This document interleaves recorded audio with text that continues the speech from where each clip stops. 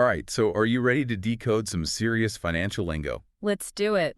I'm all ears. We're tackling the stock market today. Hmm. And, it can sound like a whole different language sometimes. Oh, it definitely does. Yeah. All those terms and jargon can be pretty intimidating, but once you get the hang of the basics, it starts to make a lot more sense. And that is exactly our mission today, to break down the need-to-know info so you can confidently navigate the financial world.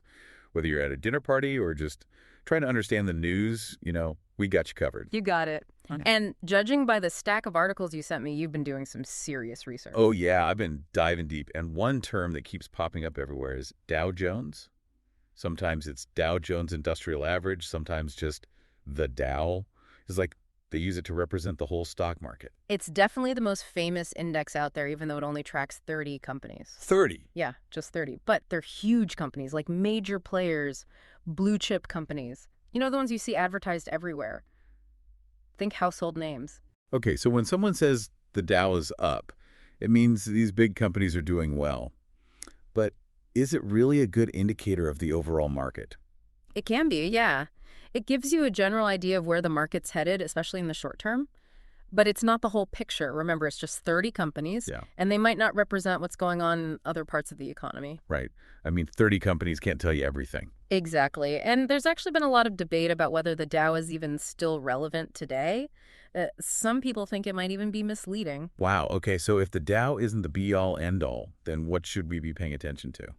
Well, you've got the S&P 500, which tracks 500 companies. So that gives you a much broader perspective. A lot of investors consider that a better benchmark for the overall U.S. market. Okay, that makes sense. So we've got the Dow and the S&P 500 giving us a snapshot of the market now. But how do we get a glimpse into the future?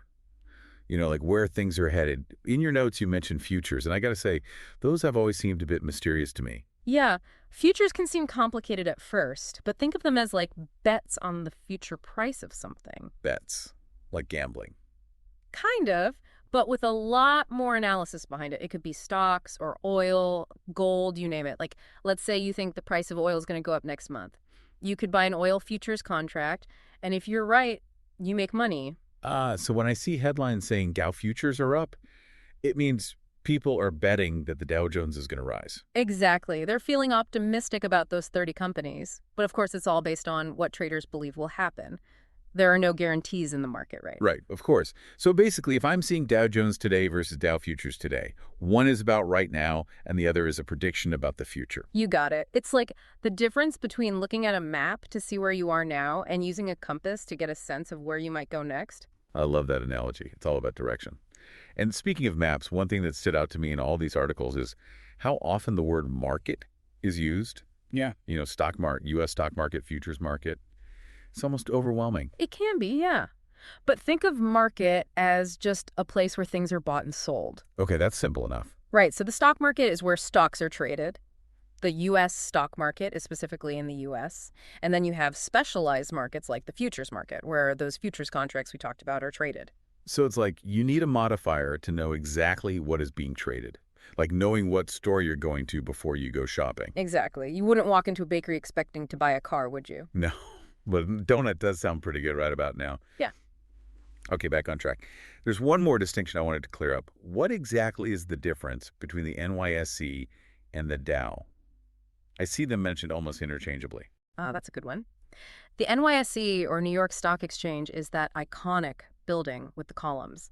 That's an actual physical place where stocks are traded. It's like the mall of the stock market, you could say. The mall. Okay, I like that. Right. And the Dow, on the other hand, is an index. It's a selection of stocks that are meant to represent a slice of the market.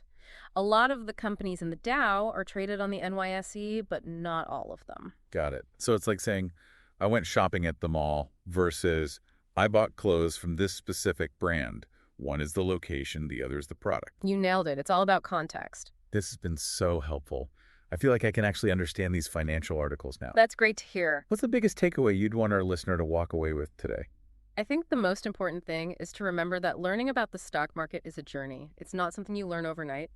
Don't be afraid to ask questions. Keep reading and stay curious. Couldn't agree more. And hey, you've already taken a huge step just by listening to this deep dive today. You're well on your way to becoming fluent in stock market lingo. Absolutely. And remember, even the most experienced investors started somewhere. Everyone's a beginner at some point. Now, before we wrap up, I want to leave you with something to think about. If the Dow Jones is basically a reflection of how those 30 companies are doing, how much influence do you think those companies have on the overall economy? We'll leave you with that thought. Until next time. Today is your lucky day.